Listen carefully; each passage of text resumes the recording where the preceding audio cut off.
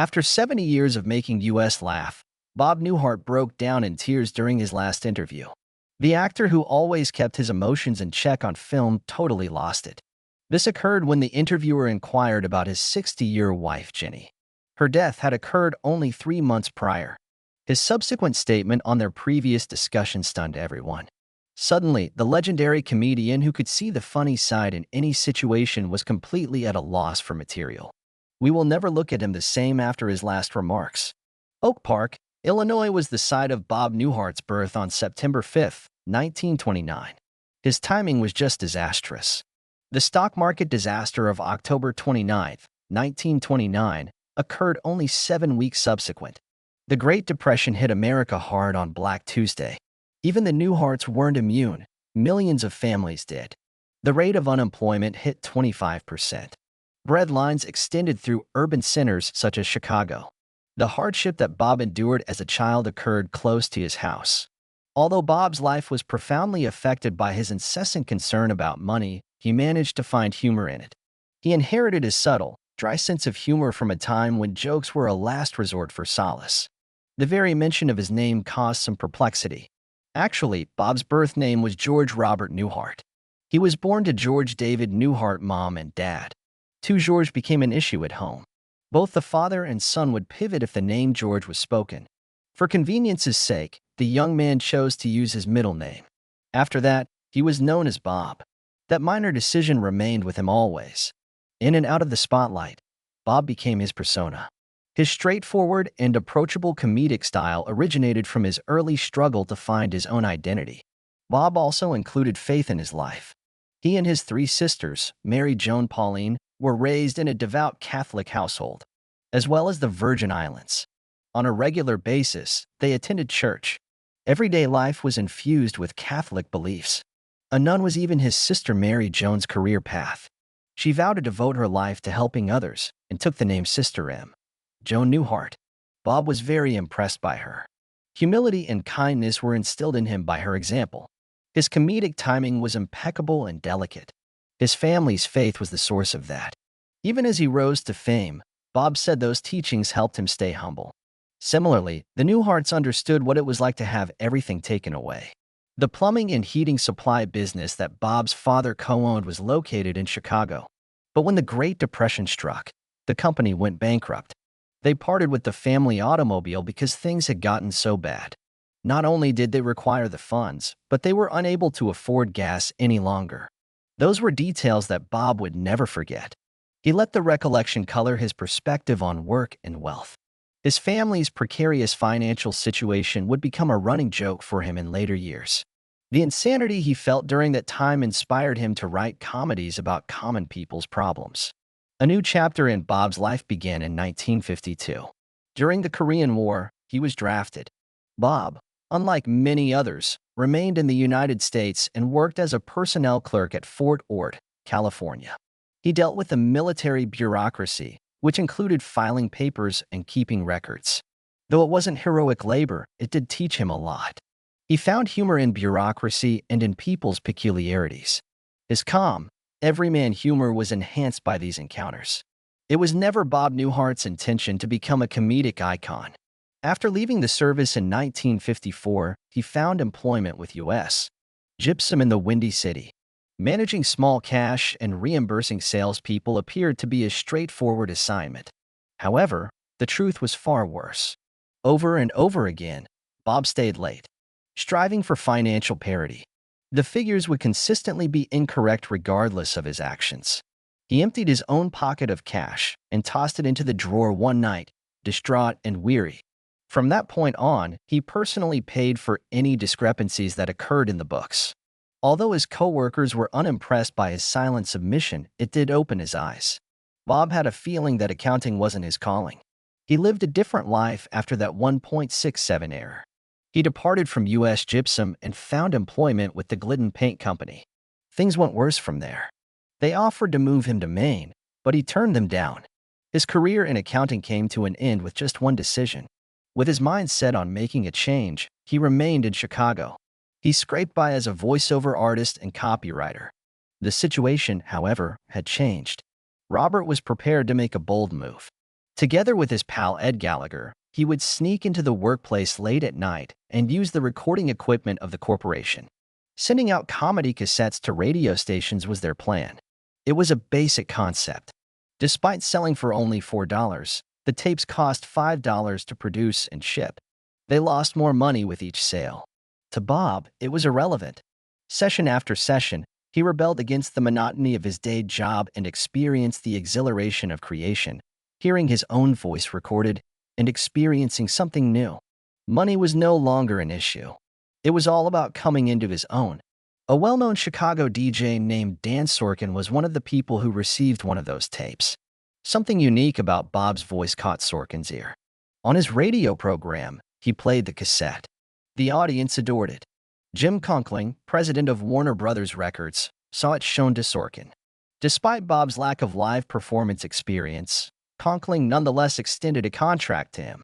In Texas, Warner Brothers put on a sham live performance, inviting friends and workers to attend. Unexpected events occurred in 1960. On Billboard, a comedy album peaked at #1. Bob Newhart's The Button-Down Mind was the title. This lasted more than a couple of weeks. Despite being released at the same time as the Sound of Music soundtrack, the record sold more copies than either Elvis Presley or the latter. Many were taken aback. That was an unprecedented level of sales for a comedy album. Bob Newhart had a unique style. He made audiences laugh by having them assume the other person's perspective during his one-sided phone chats. His use of pauses and timing was key in the album's enormous success. For weeks, it remained #1. The triumph proved that stand-up comedy could hold its own against the most famous musicians and Broadway performers. The 1961 Grammys followed. For his album The Button-Down Mind, Bob Newhart was named both Best New Artist and Album of the Year. Such honors have never before been bestowed onto a comic, but rather upon musicians. The whole industry was taken aback by his victory. It was really explicit. Comedy albums were incredibly powerful. A shift was occurring in popular preference. Wins by Newhart at the Grammys were historic and paved the way for subsequent comedians. Among the rare comedians who have won Album of the Year, he is still remembered today. The fates were turned that night at the Grammys. The influence of comedy on the music industry could no longer be disregarded. Bob Newhart's phone routines were his signature. He solely included his perspective on the record. The other party, the spectators, were left to conjure them.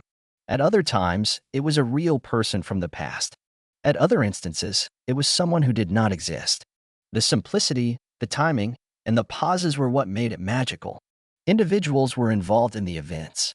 An apparently mundane call escalated into something hilarious. Novel and innovative was Newhart's method.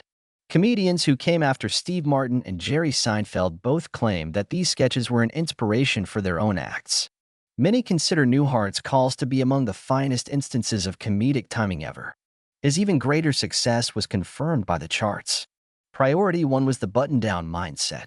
Concurrently, his subsequent album peaked at #2. Two of Bob Newhart's albums peaked at #1 on Billboard. It was an unprecedented move for a comic. It took Guns N' Roses over 30 years after the first occurrence for it to happen again. During this era, the charts were dominated by pop and rock artists. It was unprecedented for a comic to assume such control. In 1961, he had his first TV show as a result of his popularity. He hoped to capitalize on his fame by hosting the Bob Newhart Show on NBC. Both the Primetime Emmy and the Peabody Award went to the program. Behind the scenes, though, Bob was in a world of hurt. Working alone was nothing new for him, giving speeches that highlighted his best qualities. There he was, thrown into sketches among other actors he didn't feel comfortable with. He was open about the fact that he wasn't very good at it at one point. He was observed by millions of Americans as he grappled with this educational challenge. He attempted to end his season midway through since things had gotten so horrible. That was incredibly unusual for a celebrity with a popular TV show. Despite the show's cancellation after only one season, it made an impression on the comedy industry that will continue, instilling in Bob the value of self-discipline in the creative process. The problems persisted beyond that point. Bob would pay a heavy price for being faithful to his pals. There was Bob's former mentor and fellow announcer Dan Sorkin on the broadcast. However, NBC desired Sorkin's departure. As a backup, they believed they had better broadcasters on hand. Bob declined. He had no intention of betraying the guy who had stood by him. Behind the scenes, there were heated arguments. Robert threatened to quit without Sorkin, according to the network. Instead of backing down, NBC decided to cancel the show. It made no difference, the Emmy or the accolades. He lost his first big network show because of the decision. It wasn't until much later on that Bob learned the whole story. Loyalty, nonetheless, earned him respect beyond anything a medal could have bestowed.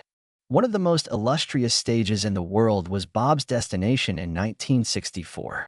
He was invited to perform in the Royal Variety Performance in London, where he would be seen by Queen Elizabeth II. He performed on November 2nd alongside Lena Horne, Morecambe and Wise, and Cilla Black. It was a tremendous honor for a comedian to perform for the Queen. Even though Bob's records had already made him renowned in Britain, this was something else entirely.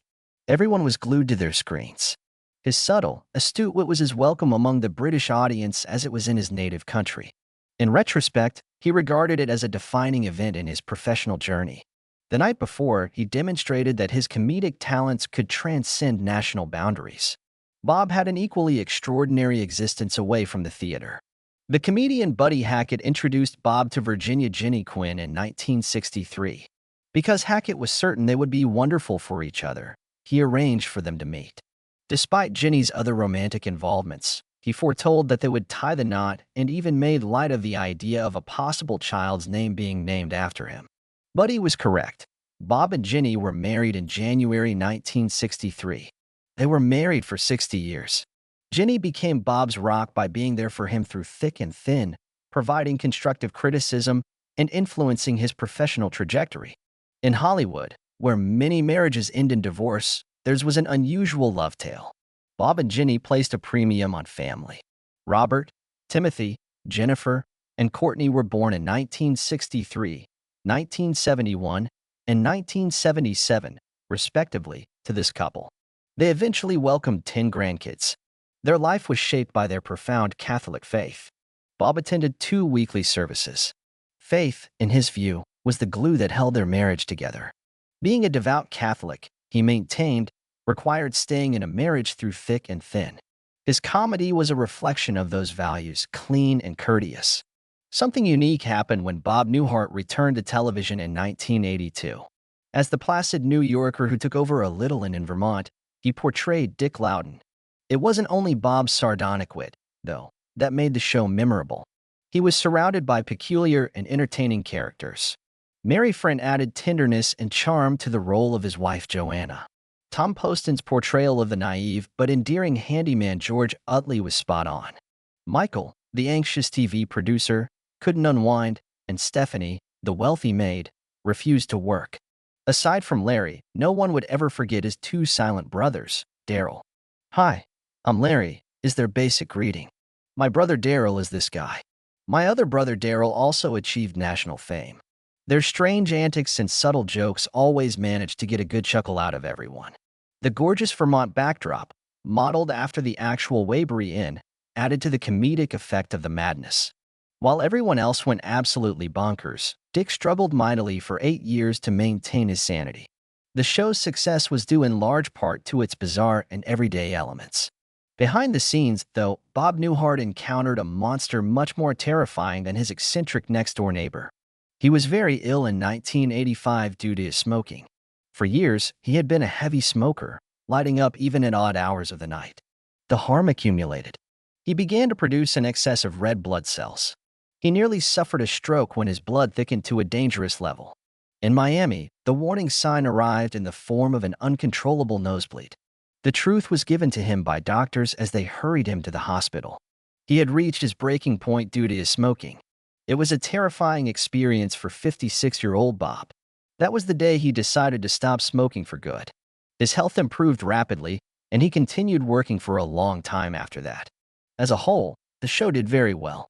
The 8-season run began in 1982 and ended in 1990 with 184 episodes. Its critical acclaim matched its popularity with fans. It was nominated for 25 Emmys and went on to win 7 of those big prizes. Bob received 3 Best Actor in a Comedy nominations. The Golden Globes and other organizations also gave the show nominations. Its originality, wit, and intelligence made it stand out. It all culminated in a series finale that continues to generate buzz to this day. Bob and the producers put off a remarkable ruse when it came time for the 1990 finale. They came up with a false ending because they didn't want the actual one to get out. In that adaptation, Dixie's God in heaven after being struck by a golf ball. The media was even led to believe it by them. Few were aware of the reality.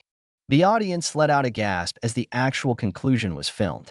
With his ex-TV wife Suzanne Plachette still lying next to him in bed, Dick awoke. The entire Newhart show had been a dream, it turned out. Fans were ecstatic. Some have even gone so far as to say it was the best TV ending ever. Everyone was taken aback by the commencement of Bob Newhart's film career. He started with seriousness. Hell is for Heroes, a drama about World War II, was his debut feature film and was out on October 3, 1962. The gripping plot of the Don Siegel directed picture followed a tiny band of American soldiers as they fought to repel a massive German invasion. Steve McQueen featured in the picture. Private First Class Larson was portrayed by Newhart. No one saw the debut picture of a well-known stand-up comedian playing a role in a war film. It was a serious part. For its day, the film's $2 million in box office earnings was respectable. As time went on, it became revered as a cult classic among those who loved war pictures. As a dramatic debut, it set the stage for Newhart's film career and suggested he wouldn't be content to play only one kind of role. In 1977, Newhart left an entirely new impression. In Disney's The Rescuers, he voiced the character Bernard. Little Bernard was a courageous but anxious mouse, and Newhart's mild humor made him endearing to viewers of all ages. Worldwide, the film made more than $71 million.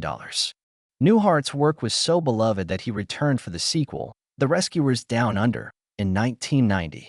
He became one of Disney's biggest hits of the 1970s because of this.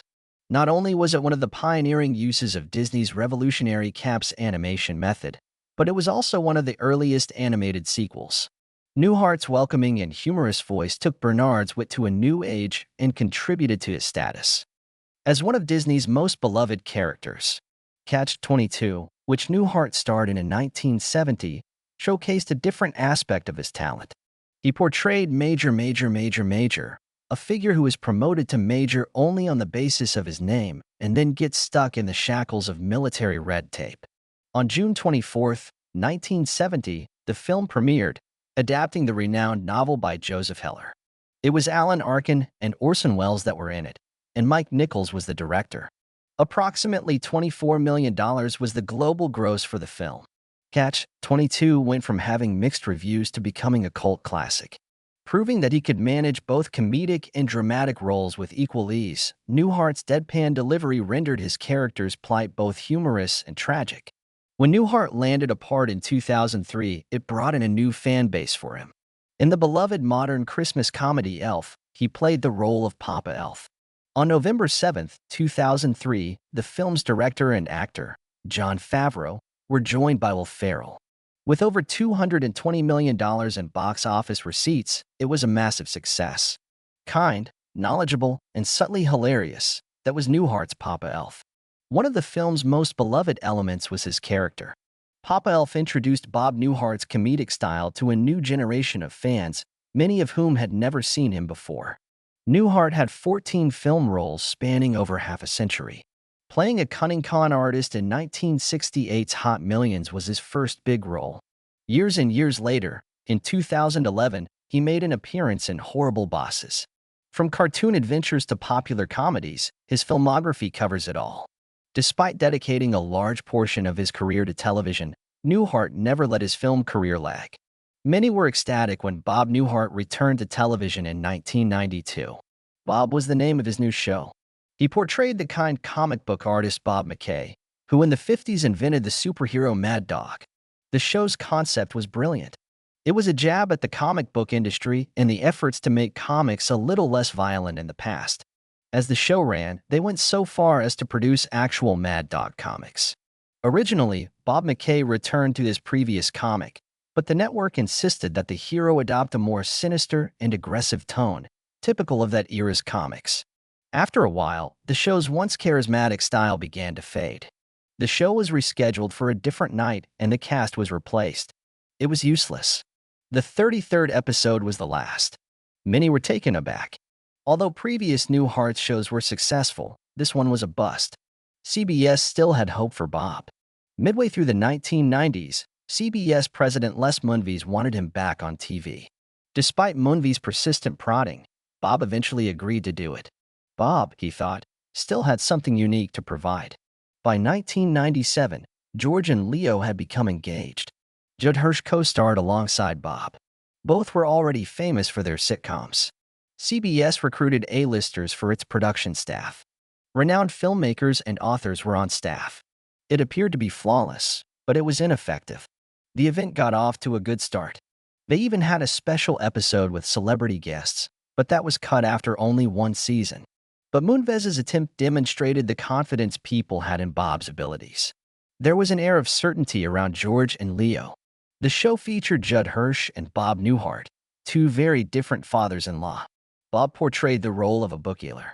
Hirsch portrayed a nervy magician. Jason Bateman was even inserted as Bob's son. Thought the combination would be humorous, but advocates and detractors disagreed. Critics claimed the two stars lacked proper chemistry. Some people thought that people's preferences had just shifted. In the background, Bob demonstrated his generous nature. He rescheduled the tapings so that Hirsch could spend every weekend with his daughter. It was unusual for someone to do it. After 22 episodes, the show ended. It was an audacious plan that fell flat. Bob came close to trying again in 2001. At the time, it was a pilot for NBC in which he would portray himself. Similar to Curb Your Enthusiasm, the concept was to combine fact and fiction. The industry was abuzz with anticipation, but the pilot never made it to air. You have to wonder what else might have happened at that point in television history. If it had been successful, Bob could have discovered a fresh approach to engaging with younger viewers. Bob Newhart persisted in attempting to recreate the enchantment of his previous programs. Newhart and The Bob Newhart Show, his debut albums, were critically and commercially successful. Even more infamous than any other TV series finale is the one from Newhart. However, a new era began after the 1990s. Too Strange was Bob. George and Leo, in the eyes of the general public, had major stars who eventually faded. Bob was never again as successful, even with the support of influential people like Les Moonves. Keeping up with shifting consumer preferences is challenging, as his story demonstrates. During Bob Newhart's tenure on The Big Bang Theory, viewers were treated to something extraordinary. Arthur Jeffries, aka Professor Proton, was portrayed by him. It was first thought the persona was just a former host of children's science shows. However, a turn of events tugged at the emotions of those involved. Both Leonard Hofstadter and Sheldon Cooper had looked up to Professor Proton when they were little. He was more than simply a TV scientist to Sheldon. He brought joy to an otherwise lonely upbringing. Science was made to feel enchanting by Professor Proton. This bond revealed a more compassionate side to Sheldon. The awe and admiration of a young fan who once looked up to a famous TV personality lingered in his heart. Bob Newhart convincingly portrayed Professor Proton. The persona came across as friendly and believable because of his subtle, soothing delivery. The emotional impact of finally meeting the childhood hero may be felt by fans. Then an unexpected turn of events occurred. Bob Newhart's first primetime Emmy came in 2014. In years, he had lived to 84. It came as a surprise because he had received multiple nominations for more than half a century. The Bob Newhart Show and Newhart were hits, but he never won anything. He won an Emmy for his portrayal of Professor Proton. Finally, justice had been served after all those years. His victory was widely reported. It was much praised that this accolade was bestowed upon him for a role that introduced him to a younger audience. It was proof that Bob Newhart's age was no object to his ability to captivate an audience.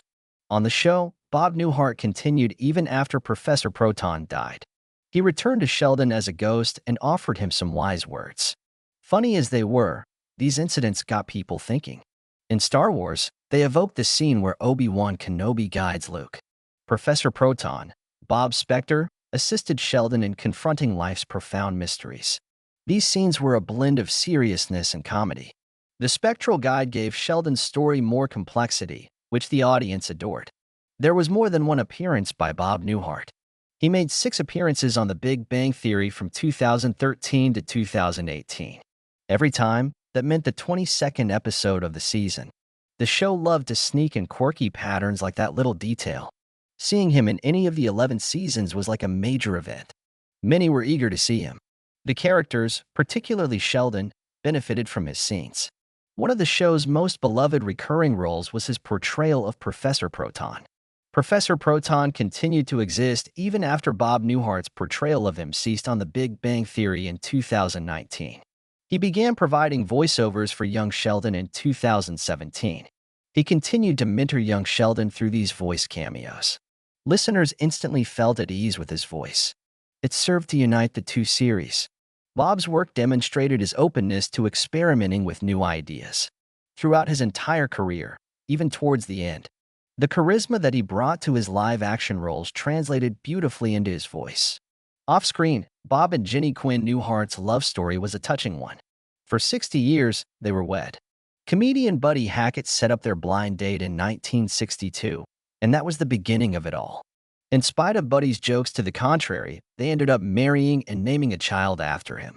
One of their girls was given the name Buddy by them.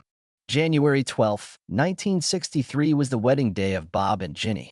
Their family had 4 kids and 10 grandkids. Even television history was influenced by Ginnie's thoughts. She was the genius behind Newhart's now iconic twist ending. A mere 3 months after commemorating 60 years of matrimony in January 2023, Ginnie departed this world. Her age was 82. To Bob, she was our rock. His heart sank upon her passing. Bob frequently attributed their long marriage to the joy of laughter. They were able to make each other laugh and joke even when their arguments escalated to an extreme level. The debate would then come to a close. Maintain their strength through humor. According to him, that's why comedians' marriages tend to stay longer. I agree, Ginnie said. Living with a comic, she claimed, was simply more enjoyable. They got through the tough times because their home was always full of laughing. Los Angeles resident Bob Newhart passed away at the age of 94 on July 18, 2024. His 7-decade career came to an end with his passing. George Robert Newhart came into this world on September 5, 1929. He was an accountant at first. His 1960 comedy album won 2 Grammys and sold over 1 million copies, catapulting him to instant fame. His effortless charisma catapulted him to stardom. After that, he hosted 2 successful sitcoms. Comedy legends like Jerry Seinfeld owe a debt of gratitude to him. And David Larry. Every time someone laughs because of Bob Newhart, his legacy is strengthened.